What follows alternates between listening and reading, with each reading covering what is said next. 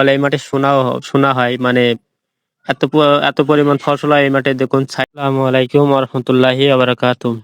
আজকে আমার এক ভাই বা এক ভাইয়ের চারা রুতে এসেছি। তো আমরা অলরেডি চারা রোপণ করা প্রায় শেষ পর্যায়ে দিকে এসেছি। তার কারণ এখন ভিডিও করছি, আগে রোদ ছিল যে কারণে ভিডিও করা যায়নি। তো এখন শেষে একটা ভিডিও করছি। তো আলহামদুলিল্লাহ যে চারাগুলো সুন্দরভাবে রোয়া যাচ্ছে।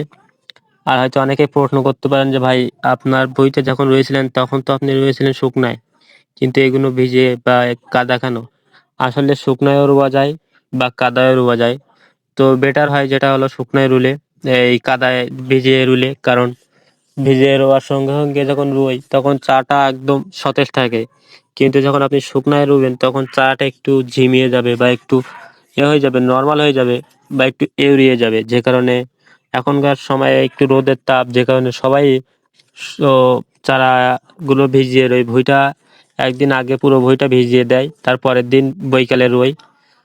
তো এইখানে রোয়ার সময় একটু হালকা জো থাকে বলতে একটু কাদা থাকে, যে কারণে রুতে কোনো সমস্যা হয় না এবং এইভাবে রুলে অনেক ভালো হয় এবং কপিগুলো একটাও কোনো সমস্যা হয় না আলহামদুলিল্লাহ। তো সেই অনুযায়ী আমরা রোপা শুরু করছি।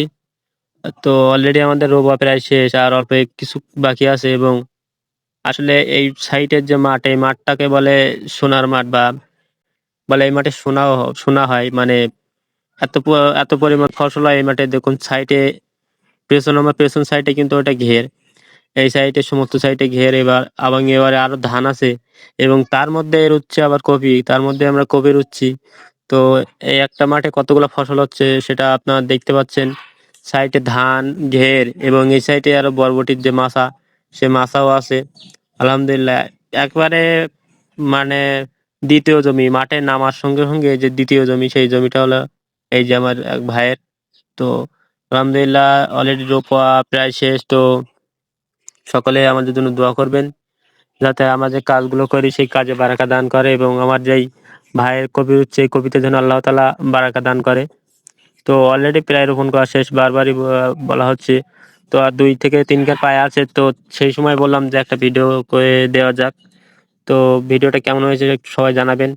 এবং দেখছেন আমার যে এই যে পুরো ভুঁইটা অলরেডি রোপা শেষ, এবং সবার সামনে দিয়ে ধরছি কারণ এই সাইডে আর একটাও পায় নেই, যে কারণে সবাই সামনে দিয়ে ধরে শেষ করে দিচ্ছে।